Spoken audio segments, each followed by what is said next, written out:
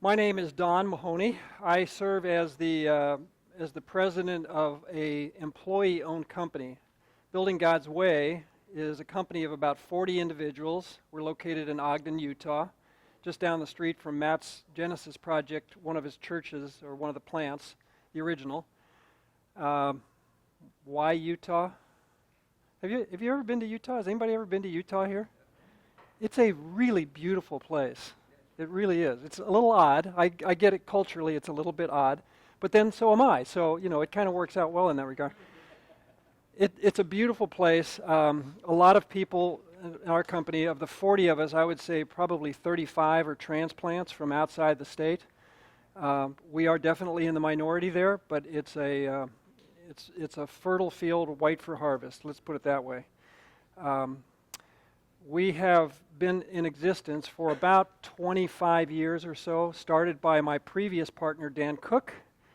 I joined him 16 years ago. I had spent 20 years prior to that working on churches, including my own. I had done churches the way that my predecessors had taught me how to do churches, which I will admit today, all the wrong way. In fact, I go into my church now and I have to duck to avoid the issues that I know are embedded in my own church about the way that it's designed, because it's not very supportive of the kinds of things that we're doing nowadays with church facility design. I'm in full agreement with Matt, too, that our hope is not in really good architecture, right? Our hope is in the gospel. And whatever we're doing has to be supportive of that. So we're not going to transition a community through great design. It isn't going to happen, okay? That doesn't mean that we don't go into whatever it is that we're endeavoring to be involved with without full preparation and a lot of forethought and a lot of prayer and a lot of understanding.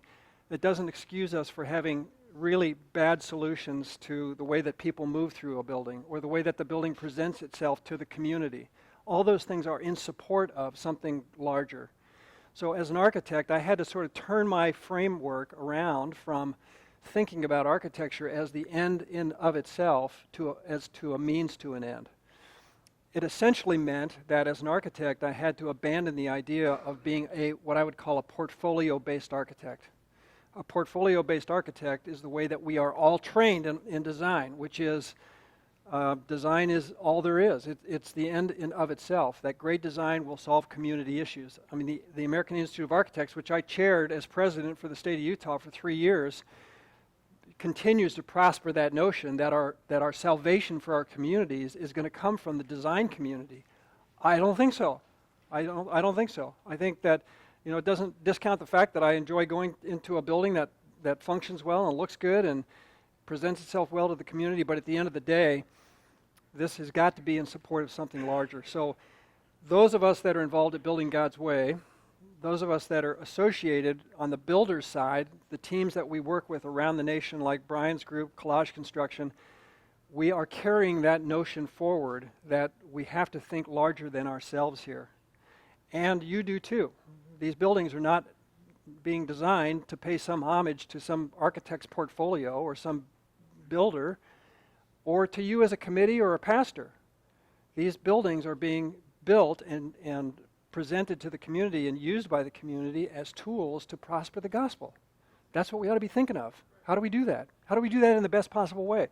There are some good ways. There's some great ways. I can guarantee you 10 years from now, those ways are going to be abandoned. They're going to be different. So we got to think flexibly. We got to think about the way that we design buildings so it can be changed because culture changes. Unfortunately, we live in this American culture that's built on change, right? Everything changes around us.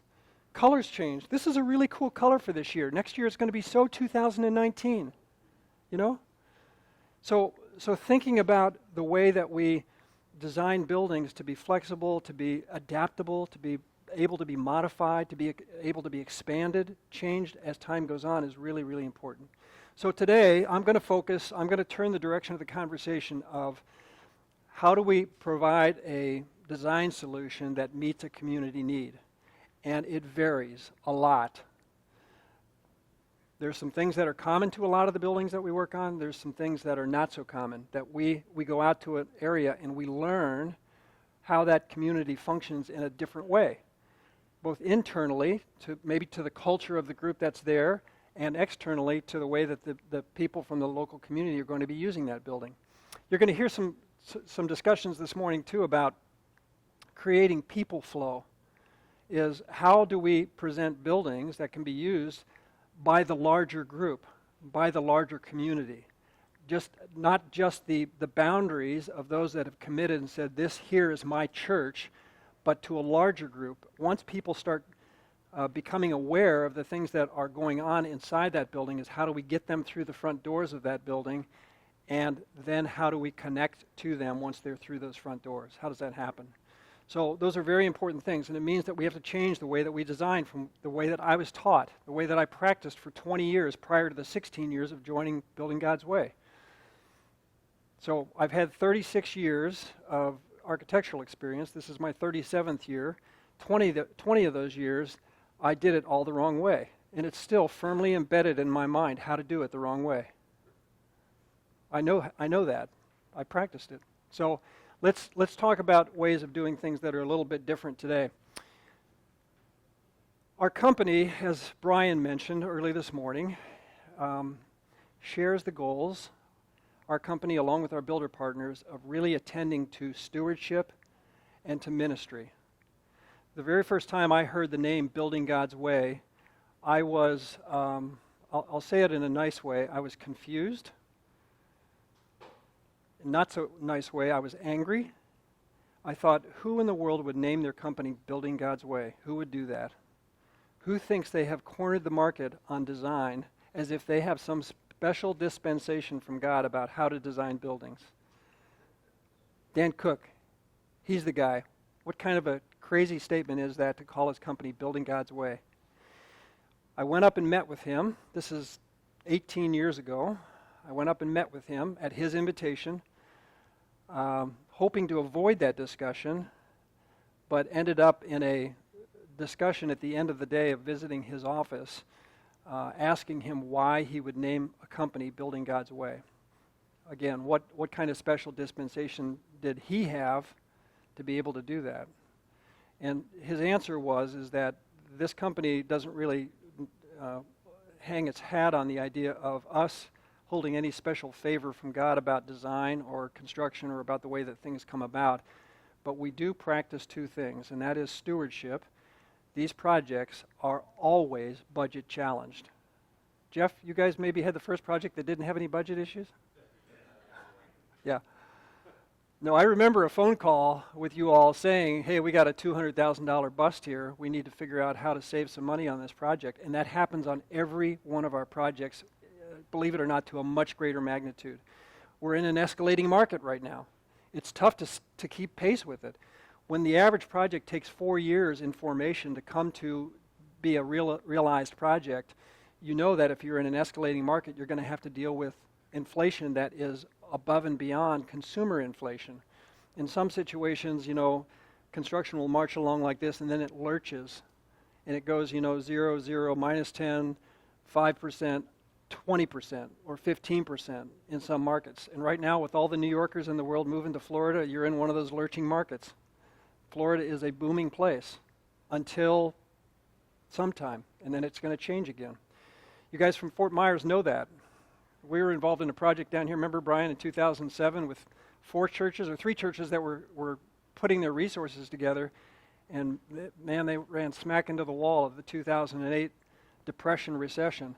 So budget is strongly a characterizing influence over the course of a project. So we have to attend to stewardship. We have to attend to the whole notion of how the building is utilized. What kind of systems do we put into the buildings? I remember I mentioned to you that I designed the building that we're in. We have a school, a 350-student school at the church that I attend.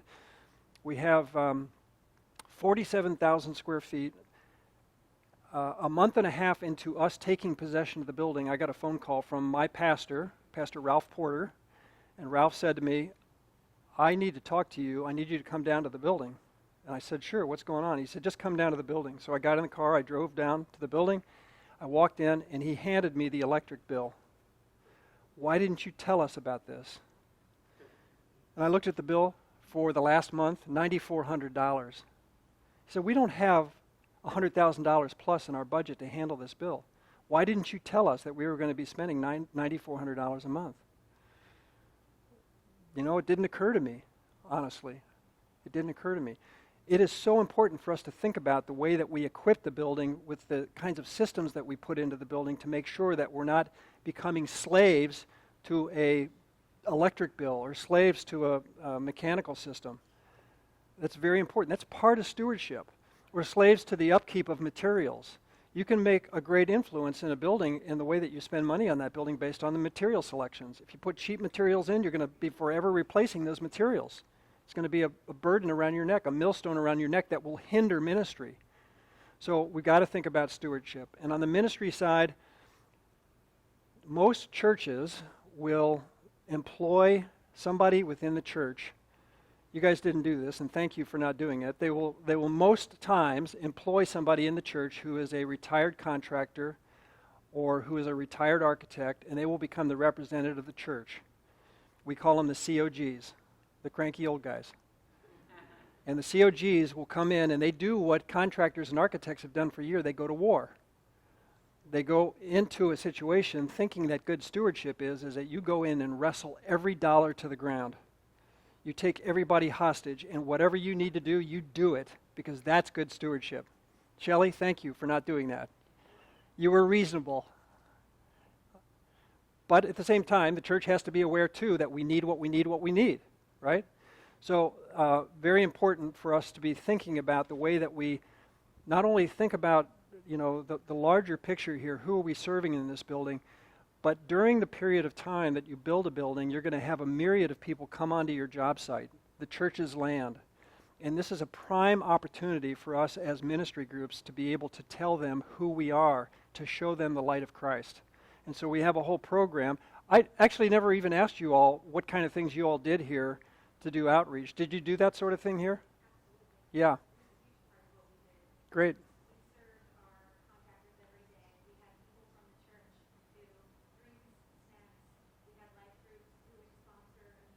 Yeah.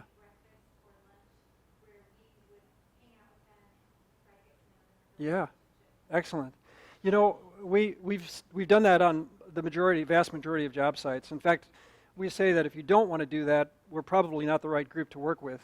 Sometimes time gets away from folks and they don't do as good a job of it, but when we see that happen, it's not necessarily during the course of the construction that these people will come to Christ, but we have heard stories after story after story about later when they go through a life crisis, they know where to turn, they know where to go back to, and they will reach out to people that served them while they were serving the church.